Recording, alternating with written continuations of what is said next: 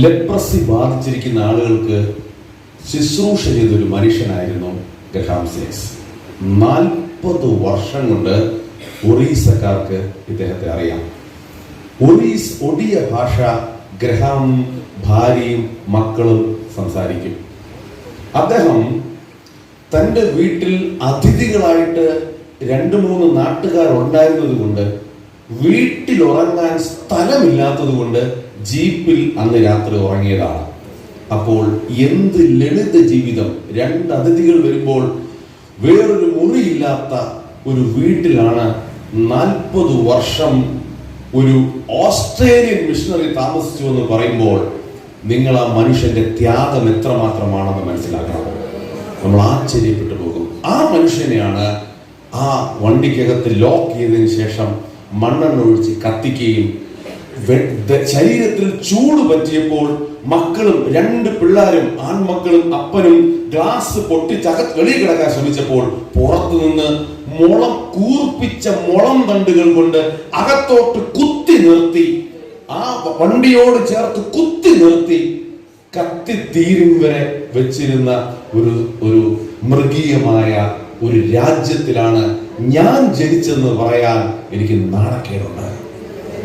തൊട്ടടുത്ത വീടുകളിലെല്ലാം കടന്നുപോയിട്ട് ഈ വിളി കേട്ട് ആരും വാതിൽ തുറന്ന് വരാതിരിക്കാൻ ഒരാശാരി പോയിട്ട് പട്ടിയിൽ ഉപയോഗിച്ച് തൊട്ടടുത്തുള്ള 15ഓളം വീടുകളുടെ വാതിലുകളെ തുറക്കാതിരിക്കാൻ ആണി അടിച്ചു വെച്ചിട്ടാണ് ഈ കൃത്യം ചെയ്യാൻ ഇവർ വന്നതെന്ന് ഓർക്കുമ്പോൾ എത്ര ക്രൂരമായി ഇത് പ്ലാൻ ചെയ്തെന്ന് നിങ്ങൾ ഓർക്കണം. പ്രിയമുള്ളവരെ, ദൈവത്തിന്റെ മഹാഭാഗ്യം കൊണ്ട് ഒറീസയിൽ 5 വർഷം താമസിച്ച് ശുശ്രൂഷ ചെയ്യുവാനും മിഷണറി പ്രവർത്തനം ചെയ്യുവാനും എന്റെ ജീവിതത്തിൽ കർത്താവ് ഒരു ഭാഗ്യം തന്നു. ഒറീസക്കാർ നല്ലവരാണ്, സ്നേഹമുള്ളവരാണ്. പക്ഷെ അവരുടെ നന്മയുള്ള മനസ്സിനകത്ത് വിഷം നൽകുന്ന ഒരു വലിയ സന്ദേശവാഹക സംഘം അവിടെ ഉള്ളതാണ് അതിന്റെ കുഴപ്പം. ക്രിസ്തീയ പീഡനം ആരംഭിച്ചത് ഗ്രഹാം സേൻസിനെ വധിച്ചുകൊണ്ടല്ല, സ്തേഫാനോസിനെ വധിച്ചുകൊണ്ടാണ് ക്രിസ്തീയ പീഡനം ആരംഭിച്ചത്. ഈ ഭാരതത്തിലുള്ള ആളുകൾ വിചാരിക്കുന്നറിയാമോ, രാഷ്ട്രീയക്കാർ വിചാരിക്കുന്നത് എന്തെന്നറിയാമോ, ഈ ക്രിസ്ത്യാനിത്വം എന്തോ മോശം കാര്യമാണെന്ന്. നമ്മളൊരു സത്യം തിരിച്ചറിയണം. മനുഷ്യർ സംസാരിക്കുന്ന ഒരു സംസാര ഭാഷയായിരുന്ന ഹിന്ദിയെ വ്യാകരണം കൊടുത്ത് ലിപി കൊടുത്ത് രാഷ്ട്രഭാഷയാക്കി മാറ്റിയത് വില്യം കേറി എന്ന മിഷണറി ആയിരുന്നു. മേരെ പ്യാരോ ദേശവാസിയോ, കേട്ടിട്ടുണ്ടോ? ഇത് സംസാരിക്കുന്ന ഗുജറാത്തിക്കാരോട് പറയട്ടെ, ഗുജറാത്തി ഭാഷയ്ക്ക് ലിപി ഉണ്ടാക്കിയത് ഇവിടത്തെ ഏതെങ്കിലും മത നേതാക്കന്മാരല്ല, ഇവിടത്തെ ഒരു സംസ്കാരവുമല്ല. ഗുജറാത്തി ഭാഷയ്ക്ക് ലിപി ഉണ്ടാക്കി കൊടുത്തത് വില്യം കേറി എന്ന മിഷണറി ആയിരുന്നു. ആയുർവേദം കേരളത്തിന്റെയും ഭാരതത്തിന്റെയും വലിയ സംഭവമാണെന്നാണ് പറഞ്ഞു വരുത്തുന്നത്. ഒരു വൈദ്യർ മരിച്ച അദ്ദേഹത്തോടെ കാലം കഴിഞ്ഞിരുന്ന വൈദ്യ ശുശ്രൂഷ അന്യം നിന്നുപോയ കാലത്ത് ഭാരതത്തിലെ ഔഷധങ്ങളെ പറ്റി നാട്ടുകാരറിയണമെന്ന് പറഞ്ഞ് ഹോർട്യൂസ് ഓഫ് മലബാർ റിക്കസ് എന്ന പേരിൽ ഔഷധ സസ്യങ്ങളെ പറ്റി പുസ്തകം എഴുതി ഭാരതത്തിൽ ഔഷധ സസ്യമുണ്ടെന്ന് പറഞ്ഞത് നമ്മുടെ തങ്കപ്പൻ ചേട്ടനും കുട്ടപ്പൻ ചേട്ടനും അല്ല, വിദേശിയായ മനുഷ്യരാണ് അത് ചെയ്തത്. സത്യം പറഞ്ഞാൽ നാം ഭാരതീയർ സുവിശേഷത്തോട് കടപ്പെട്ടിരിക്കുന്നു. എഴുത്തും വായനയും അറിയാവുന്ന ആരെങ്കിലും ഇവിടെ ഉണ്ടോ? സ്കൂളിൽ പഠിച്ചിട്ടുള്ള ആരെങ്കിലും ഉണ്ടോ? ഉണ്ടെങ്കിൽ സുവിശേഷത്തോട് നമ്മൾ കടപ്പെട്ടിരിക്കണം.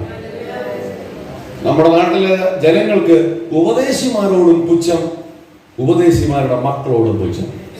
ഞാനൊരു ഉപദേശിയും ഉപദേശിയുടെ മോനുമായതുകൊണ്ട് പുച്ഛം സ്ക്വയർ.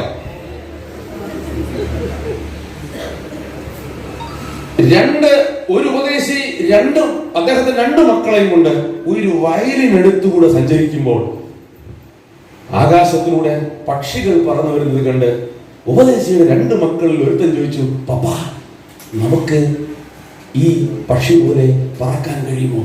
പപ്പ പറഞ്ഞു, പറക്കാൻ പറ്റും, ചിറകുണ്ടെങ്കിൽ ആർക്കും പറക്കാൻ പറ്റും. ഈ പിള്ളേരുടെ മനസ്സിൽ പറക്കാനുള്ള മോഹം വന്നു. പിന്നത്തേതിൽ ഈവനിങ് വാക്കിന് വരുമ്പോൾ അപ്പൻ പോകുമ്പോൾ പിള്ളേർ പുറകേന്ന് ഇങ്ങനെ കൈവച്ച് പറക്കാൻ ശ്രമിക്കുമെന്ന്, കാർഡ്ബോർഡ് ബോക്സ് ഒക്കെ ഇങ്ങനെ കെട്ടിവെച്ചിട്ട് പറക്കാൻ ശ്രമിക്കുമെന്ന്. എന്നെ കേൾക്കുന്ന ഉപദേശ വിരുദ്ധരെ, എന്നെ കേൾക്കുന്ന പാസ്റ്റർമാരെ മക്കളെ കാണുമ്പോൾ പുച്ഛത്തോടെ നോക്കുന്നവരെ, നിങ്ങൾ ആ സത്യം തിരിച്ചറിയണം. എന്തെന്നറിയാമോ? റൈറ്റ് ബ്രദേഴ്സ് എന്ന പേരിൽ വിമാനം പറത്തിയ രണ്ടുപേർ ഒരു ഉപദേശിയുടെ രണ്ട് മക്കളായിരുന്നു. വിമാനത്തിൽ കയറിയിട്ടുള്ളവരും വിമാനം കയറുവാൻ സ്വപ്നം കാണുന്നവരും ഞങ്ങൾ ഉപദേശിമാരുടെ മക്കളോട് പുച്ഛിക്കേണ്ട, വന്ദിക്കേണ്ട, നിശബ്ദമായിട്ടെങ്കിലും ഇരുന്നാൽ മതി. ക്രിസ്ത്യാനിത്വം ഭാരതത്തിന് മാത്രമല്ല ലോകത്തിനും നന്മ മാത്രമേ കൊടുത്തിട്ടുള്ളൂ. ഇന്ന് നാം കേരളം കാണുന്ന, കേരളത്തിന്റെ പേര് സ്വാമി വിവേകാനന്ദൻ കേരളത്തിൽ വന്ന് ഒരു അമ്പലത്തിന്റെ നടയിൽ അദ്ദേഹം ദാഹിച്ചുകൊണ്ട് തൊട്ടടുത്ത വീട്ടിൽ കയറി കുറച്ച് വെള്ളം കുടിക്കാൻ തരുമോ എന്ന് ചോദിച്ചു. ആറന്മുളക്കടുത്തുള്ള ഒരു ഭവനത്തിൽ കയറി. ഒരാൾ പറഞ്ഞു, വെള്ളം തരാമല്ലോ സ്വാമി, വരൂ. അകത്ത് കയറുമ്പോൾ ചോദിച്ചു, അല്ല നിങ്ങൾ ഏത് ജാതിയാണെന്ന് ചോദിച്ചു. വിവേകാനന്ദ സ്വാമി ആദ്യത്തെ കേരള യാത്രയിൽ വെള്ളം ദാഹിച്ചപ്പോൾ, വെള്ളം ചോദിച്ചപ്പോൾ മറു ചോദ്യം, വെള്ളം തരാം, പക്ഷെ ജാതി അറിയണം. സ്വാമി പറഞ്ഞു, ഞാൻ കല്യാണാലോചനയുമായിട്ട് വന്നതല്ല, വെള്ളം കുടിക്കാൻ വന്നതാണ്.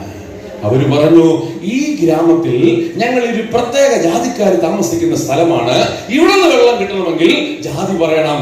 സ്വാമി പറഞ്ഞു, പോവാൻ പറ. തൊട്ടടുത്തൊരു 10 വീട് കഴിഞ്ഞ് അവിടെയും ഞാൻ ചോദിച്ചു. അവരും പറഞ്ഞു, സ്വാമി ജാതി ഏതാണ്? സ്വാമി ബ്രാഹ്മണൻ തന്നെയാണ്, അതിലൊരു മാറ്റവുമില്ല.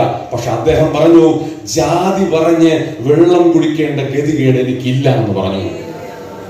അന്ന് മുഴുവനും വെള്ളം അന്വേഷിച്ച് പോയിട്ട് ജാതി പറയാതെ വെള്ളം കിട്ടാതിരുന്നപ്പോൾ സ്വാമി വിവേകാനന്ദൻ കേരളത്തെ നോക്കി പറഞ്ഞതാണ്, കേരളം ഒരു ഭ്രാന്താലയമാണെന്ന്. ആ ഭ്രാന്താലയത്തിൽ നിന്ന് ദൈവത്തിന്റെ സ്വന്തം നാടാണ് കേരളമെന്ന് ഇന്ന് അറിയപ്പെടുന്നത് ഇടതുപക്ഷവും വലതുപക്ഷവും ഭരിച്ചത് കൊണ്ടല്ല, ആ പാർട്ടിയും ഈ പാർട്ടിയും ജയിച്ചത് കൊണ്ടല്ല, യേശുവിന്റെ സുവിശേഷം ഇവിടെ വന്നതുകൊണ്ടാണ്. പ്രിയമുള്ളവരെ, ഞാൻ ഒരു ക്രിസ്ത്യാനിയാണെന്നുള്ള രീതിയിൽ അഭിമാനിക്കുന്നു. ഞാനൊരു സുവിശേഷകൻ എന്നുള്ള രീതിയിൽ അഭിമാനിക്കുന്നു. കാരണം സുവിശേഷം ലോകത്തിന് നന്മ മാത്രമേ നൽകുകയുള്ളൂ.